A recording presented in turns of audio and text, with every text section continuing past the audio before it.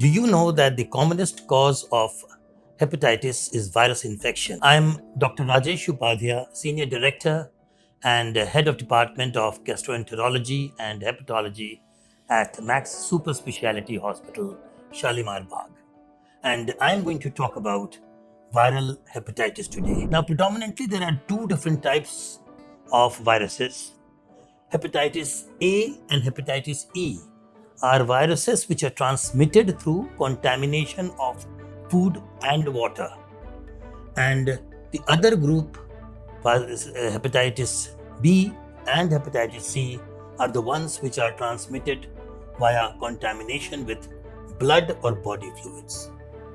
Now, the difference between the two is that the food contaminant causes limited illness of the liver disease, which resolves within 3 to 6 weeks.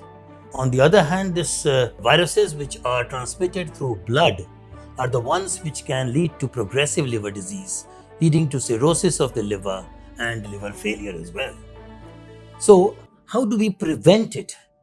For those which are transmitted via food contamination and water, the key word, the main thing is hygiene and sanitation. And this virus is particularly common in the weather we are going through, which is summer and monsoon. And we must make sure that we are able to drink clean water, avoid street food, particularly the fruits which are kept in the open, avoid raw food, avoid having sugarcane juices, etc. from the vending machines on the streets. It is also important to know that there is a vaccine for hepatitis A which can prevent this disease.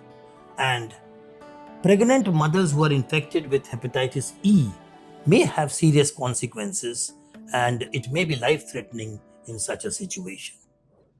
If you look at hepatitis B and C, which are the ones transmitted via blood and body fluids, the most important preventive aspect is avoid sharing your personal items like toothbrushes or comb or shaving razors, which can transmit infection from one individual to the other. Safe injection is a very important aspect of this. And people sometimes go to smaller places where needles are being used and reused. It is also important that you should avoid intravenous drug use, because sharing of needles in drug users is very common. And safe sex is another very important measure to be remembered. So these are some of the measures, but most importantly, hepatitis B, there is a vaccine which is highly effective and protects.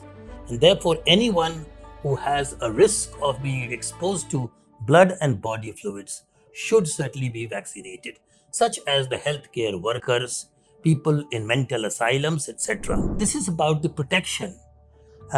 As far as hepatitis C is concerned, please understand that there is no vaccine, and therefore prevention is the most important measure which can be used. So at the end, I would only like to say that the crux really lies in prevention of viral hepatitis, early detection, and effective treatment. I hope you found this information informative. If you have any questions, you can drop your questions in the comment box given below. Thank you very much.